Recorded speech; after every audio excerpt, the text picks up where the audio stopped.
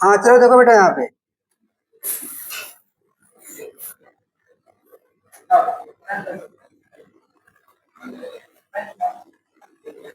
देखो ध्यान से लिखा है बेटा determine f define f of x is equal to x square sine 1/x if x is not equal to 0 and 0 if x is equal to 0।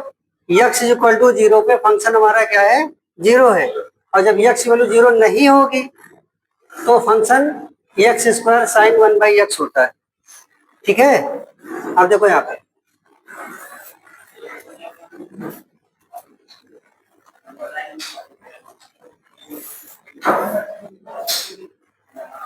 ये है point बेटा एक्स इज इक्वल टू 0 का। ये पॉइंट कैसा है ए लड़के यहाँ देखो ये पॉइंट है एक्स इज इक्वल टू 0 का।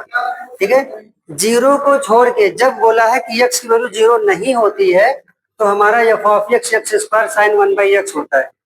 ठीक है मतलब हम यहाँ पे 0 को छोड़ के बाकी सारी रियल वैल्यू पे चेक करें। ठीक तो मैं यहाँ पे ये सपोज कर लेता हूं let C belongs to R। मैंने यहाँ पे एक वैल्यू ले ली C जो R में बिलोंग करता है मतलब नॉट इक्वल टू 0 के अलावा सारी वैल्यू। कुछ बात समझ रहे हो सारी इंटीग्रल वैल्यू मतलब सारी रियल वैल्यू। ठीक है रियल वैल्यू में क्या आएगा रेशनल और इरेशनल सारी वैल्यू। बस किसको छोड़ के बेटा 0 को छोड़ के सब पे फंक्शन की value x square sine 1/x है। तो हमने एक पर्टिकुलर वैल्यू ले ली C जो रियल में बिलोंग करती है। इस पे हम इसको चेक कर ले पहले तो at x is equal to C at x is equal to C। ये C क्या है 0 को छोड़ के सारी वैल्यू C हो सकती है। बात समझ में आ रही है 0 को छोड़ के ऐसी हमारा कुछ भी है ये √2 भी है √3 भी है -√2 भी है -√3 भी है ये पाई भी है। ठीक है ये सारे डेसिमल नंबर भी है। ठीक है ये फ्रैक्शनल नंबर भी है ये इरेशनल नंबर भी है C हमारा सब कुछ है। ठीक अब यहाँ पे देखते हैं तो एफ ऑफ C कितना होगा एफ ऑफ C कितना होगा C स्क्वायर साइन 1/c। तो एफ ऑफ C पे ये कितना आएगा C स्क्वायर साइन 1/c आएगा। ठीक है यानी कि सारी वैल्यू पे 0 को छोड़ के सारी वैल्यू पे फंक्शन जो हमारा आएगा वो C स्क्वायर साइन 1/c आएगा।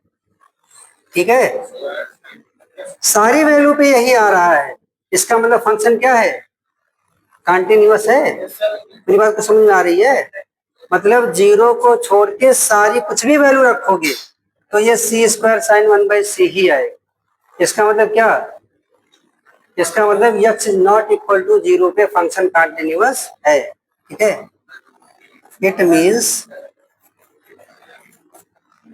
Eight x is equal to at x is not equal to 0। ठीक है फंक्शन इज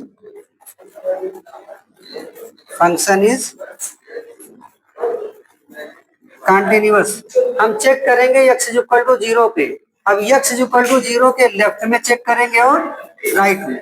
ठीक है लेफ्ट हैंड लिमिट चेक करेंगे और राइट हैंड लिमिट चेक करेंगे। इसको तो चेक ही नहीं करना पड़ा क्योंकि x को छोड़ के 0 को छोड़ के सारी वैल्यू पे सेम फंक्शन आने वाला है इसीलिए कंटिन्यूअस होगा सभी पॉइंट पे।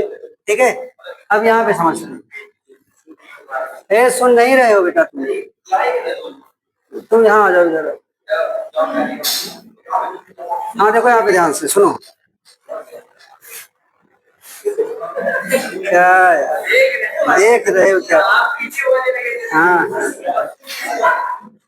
देखो यहाँ पे देखो समझो। हाँ अरे कुछ नहीं हमें लगा क्या आ रहा है। चलो देखो यहाँ पे ये बताओ मुझे साइन की वैल्यू क्या होती है साइन की रेंज बताओ मुझे।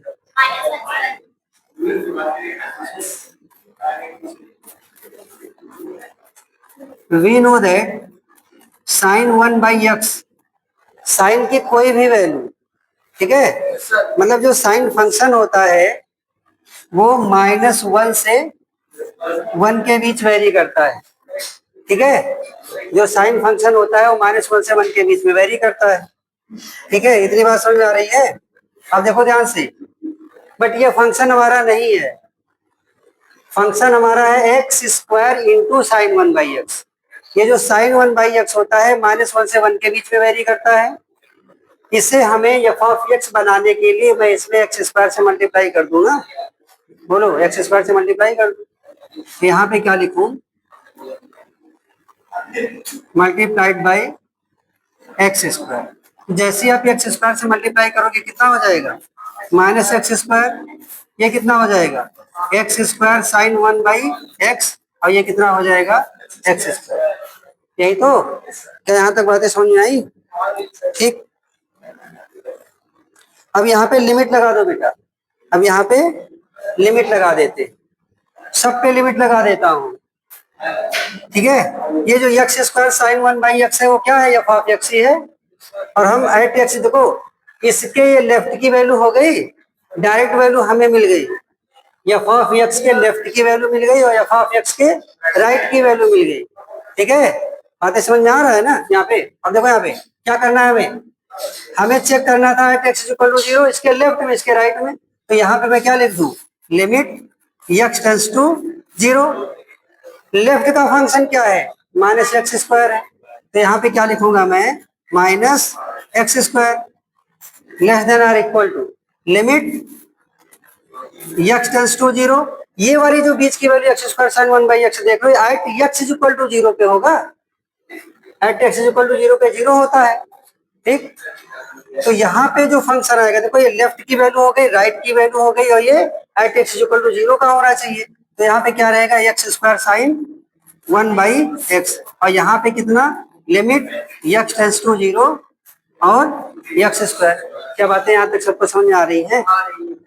अब अगर आप एक्स की वैल्यू यहाँ 0 रखोगे तो 0 आएगा, यहाँ से देखो ये 0 आया, और ये लिखा मैंने limit x tends to 0 x square sine 1/x, और इधर भी कितना आएगा 0। ये फंक्शन हमारा लेफ्ट में भी 0 है, राइट में भी 0 है, और at x is equal to 0 पे तो फंक्शन 0 आ ही रहा है, मतलब ये भी 0 है, ठीक। तो लेफ्ट हैंड लिमिट फंक्शन और राइट हैंड लिमिट, ठीक है, ये सब सेम आ रहा है, ठीक है। It means at x is equal to 0 function is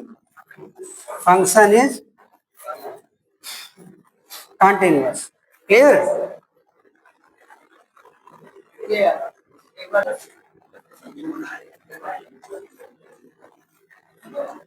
यहाँ पे देखो हमने बताया था कि अगर कोई फंक्शन वेरिएबल की पावर वेरिएबल है, ए लड़के, अगर कोई वेरिएबल की पावर वेरिएबल है तो वो जो फंक्शन होगा हमारा वो लॉग लेके सॉल्व होता है, ठीक। अगर कोई फंक्शन वेरिएबल की पावर वेरिएबल का है तो हम लॉग लेके तभी वो सॉल्व कर पाएंगे, ठीक है। तो यहाँ पे मैं इसको इक्वेशन फर्स्ट सपोज कर लेता हूँ, यहाँ लिखेंगे taking log on both side, taking log on both side,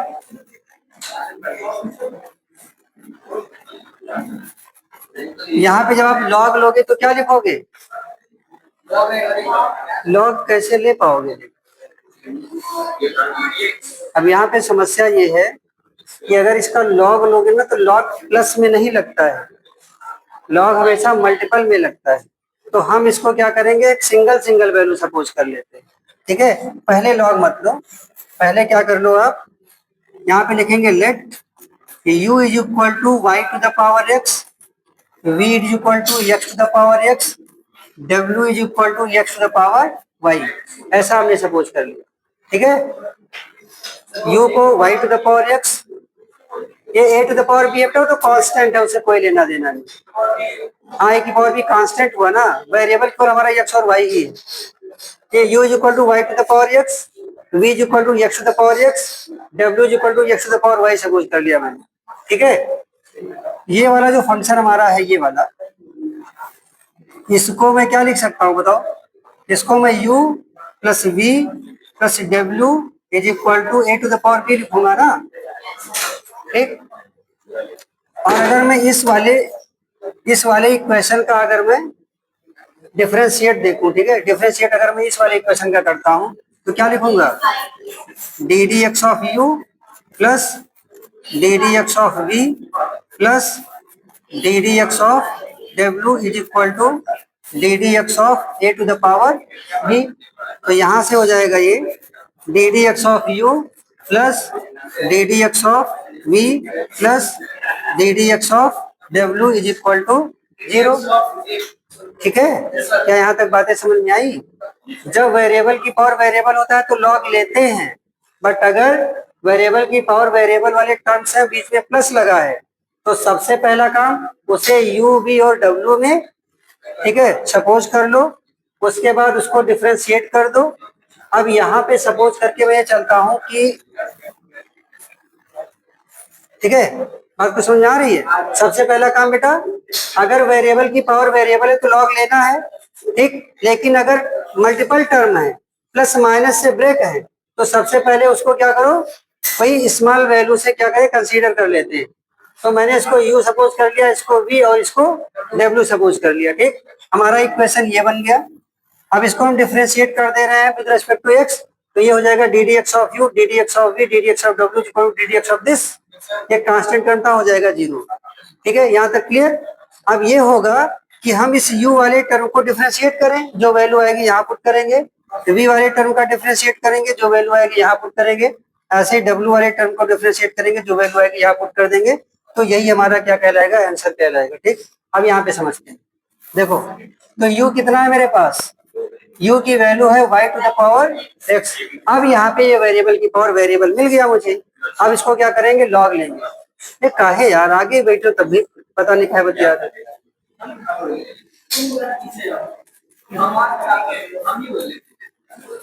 यहाँ लॉग ले लो बेटा, लॉग लोगे तो क्या हो जाएगा, ये log u is equal to x log y। ठीक है, इसको डिफरेंशिएट कर दो,